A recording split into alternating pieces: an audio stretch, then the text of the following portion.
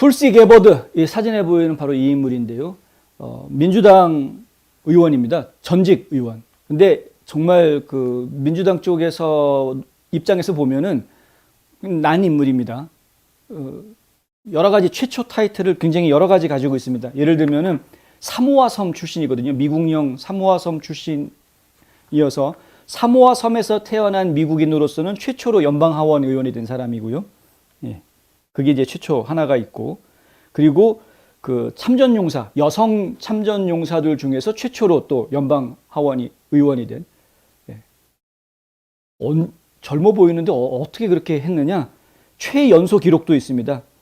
21살의 나이로 하와이주의 주 하원 의원에 당선된 최연소 기록, 당선 기록이 있고요. 2013년부터 2021년까지 8년 동안 연방 하원 의원을 했습니다. 4번 연방 하원 의원을 했던 것이죠. 그리고 2019년에는 대통령 선거에도 출마를 합니다. 그래서 이제 뭐 조 바이든, 힐러리 클린턴 이런 사람들하고 이제 어깨를 나란히 하면서 출마를, 대통령 후보로 출마까지 했었던 그런 인물입니다. 물론 이제 완주하지는 못했고 끝에 중간에 이제 하차하면서 조 바이든을 지지를 했습니다. 그러니까 이제 중간에 하차하면서 조 바이든을 지지한다라고 하차를 했는데, 정작 본인이 지지했던 조 바이든이 대통령이 되고 난 뒤에 점점점 태도가 바뀌더니 조 바이든 대통령에 대한 비판을 하기 시작을 합니다. 그러면서 사실 민주당 쪽에서도 논란이 좀 되고 공화당 쪽에서도 관심을 받는 그런 인물이 된 그런 상황입니다. 처음부터 민주당으로 지금 한 거의 20년 가까이 계속 민주당원으로 활동을 했기 때문에 이제 와가지고 공화당으로 넘어올 사람은 절대 아니어 보입니다. 그렇지만 이런 인물이 이번에 CPEC에서 이번 주에 열리죠. 이번 목요일부터 토요일까지 플로리다주 올랜도에서 열리는 CPEC 행사에 주요 연사로 강단에 오른다라는 발표가 나왔습니다. 맷 슐랩 미국 보수주의 연합의 의장이 오늘 이 같은 발표를 했는데요.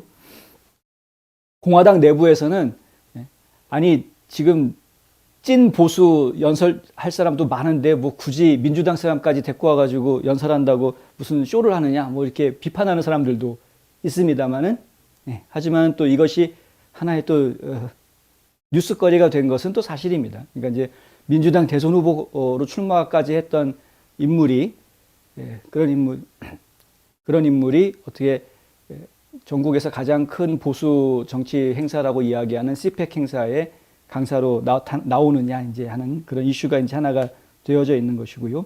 얘기가 나온 김에 이제 올해 CPEC 행사를 간단하게 설명을 드리면 24일부터 27일까지 목요일, 금요일, 토요일, 일요일 이렇게 나흘간 진행을 하고요. 플로리다주 올랜도에서 행사가 열립니다. 행사 마지막에는 뭐 매년 그랬듯이 예전에도 그랬듯이 트럼프 대통령이 마지막 연설을 해줄 것으로 그렇게 기대하고 있고요. 상당히 많은 보수주의자들이 이제 이 행사에 나와서 강사로 참여를 하게 됩니다. 뭐 전국에서 가장 큰 행사라고 봐야 되니까요. 1973년에 팀이 조직이 돼서 74년부터 지금까지 매년 행사를 하고 있는 전국에서 가장 큰 보수 집회라고 그렇게 알려져 있고요. 이 조직을 처음 만들었던 인물이 로널드 레이건 대통령으로 알려져 있습니다. 그래서 이 행사에도 보면은 하루 저녁은 이제 레이건 대통령 디너 행사가 있을 정도로 레이건 대통령의 이름을 계속 기리고 있고요. 네, 트럼프 대통령도 그렇고 레이건 대통령이 대통령이 될 수 있었던 기반도 바로 이 CPEC 행사를 통해서 다져졌고, 트럼프 대통령도 CPEC 행사를 통해서 본인의 보수주의 철학을 국민들에게 널리 알리고 인정받으면서 이제 대통령의 입지를 닦을 수 있었던 그러한 것이기 때문에 계속해서 이 CPEC 행사의 중요성은 뭐 한동안 계속 유지가 될 것으로 그렇게 보입니다. 특히 작년에 있었던 CPEC 행사 같은 경우에는 그 취소 문화가 굉장히 중요한 화두가 되어 있는 상황에서 취소 문화를 집중적으로 다루었던 것을 저희가 보았고요. 올해는 저희가 직접 이 CPEC 행사에 취재를 갑니다. 어느 정도까지 저희가 자세하게 보여드릴 수 있을지는 모르겠습니다만 저희도 처음 가보는 행사여서 작년에 가보고 싶었는데 못 갔었는데 올해는 제가 꼭 가서 보려고 하고요. 주최 측에서 저희 이제 미디어 패스를 받아서 정식으로 취재를 하게 됐는데 최대한 좀 그 내용들을 많이 전달을 해드리도록 노력을 하겠습니다. 그것 때문에 저희가 수요일부터 플로리다도 이동을 하게 되는데요.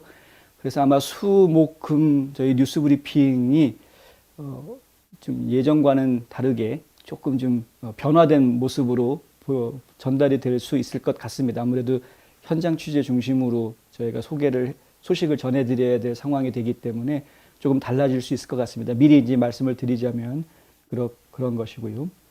자, 이제 다시 게버드 얘기로 좀 들어와 보겠습니다. 툴시 게버드라는 인물이 이렇게 관심의 대상이 되고 있는지 여러 가지 이유가 있는데요. 그 중에 하나가 뭐냐? 바로 바이든 대통령에 대해서 비난의 목소리를 냈던 것 때문입니다. 지난 1월 이런 이야기를 했는데 나는 조 바이든을 지지했고 수백만 명의 미국인들은 조 바이든이 우리를 단결시키겠다고 약속했기 때문에 조 바이든에게 투표했다. 사실 저희도 기억이 나는데 바이든이 대통령 후보 시절에 강하게 이야기했었습니다. 국민 대통합에 대해서. 국민 대통합에 대해서 아주 강하게 얘기했습니다. 그런데 바이든이 대통령이 되고 난 이후에 통합은커녕 국민들 간의 갈등, 인종 간의 갈등 이런 것들이 오히려 더 극렬하게 커지는 모습을 또 보고 있고 혐오 범죄가 더 늘어나고 있는 모습을 지금 보고 있습니다.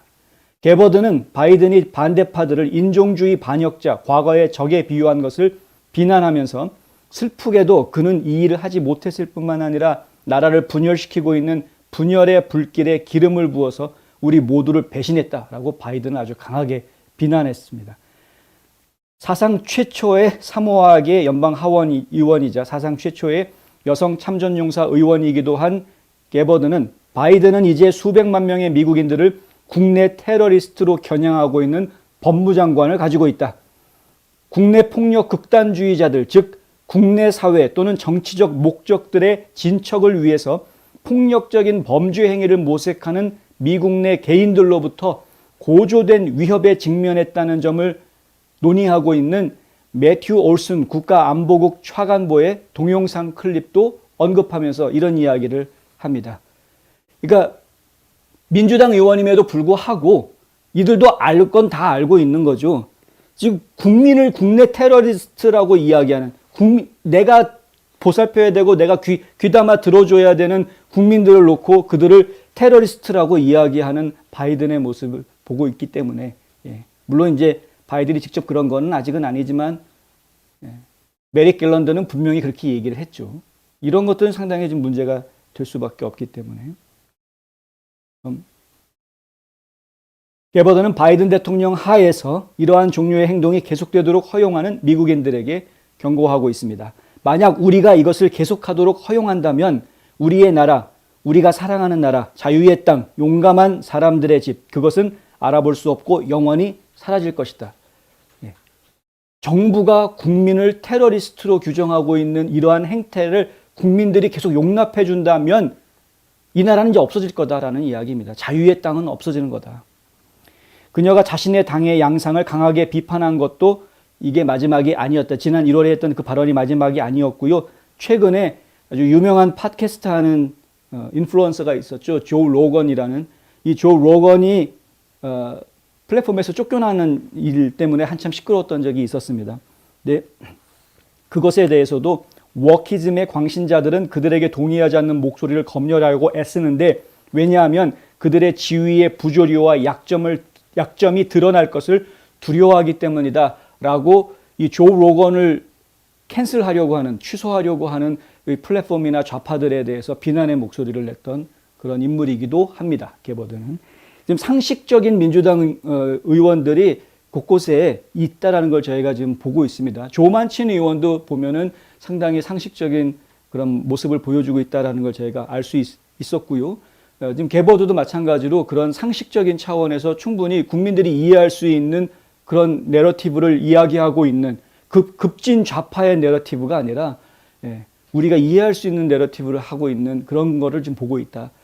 이게 사실은 중요한 건데 전에도 저희는 여러 차례 말씀을 드립니다만은 진보는 진보대로의 중요한 가치관이 있고 보수는 보수대로의 중요한 가치관이 있습니다. 이 둘은 서로 경쟁하는 관계라기보다는 서로가 서로를 조화를 이루어서 발전적으로 갈 수 있는 그런 관계여야 하는 겁니다. 물론 이제 정반합의 그런 변증법적인 역사관을 가지고 있는 분들을 봤을 때는 이게 이제 갈등의 관계로 보일 수도 있겠습니다만은 갈등만 있는 것은 아니죠. 그래서 대화하고 타협하고 새로운 방향을 찾아나가고 하는 그 하나의 중요한 두 개의 축이 되어주고 있는 것인데 정치적으로 보아서는.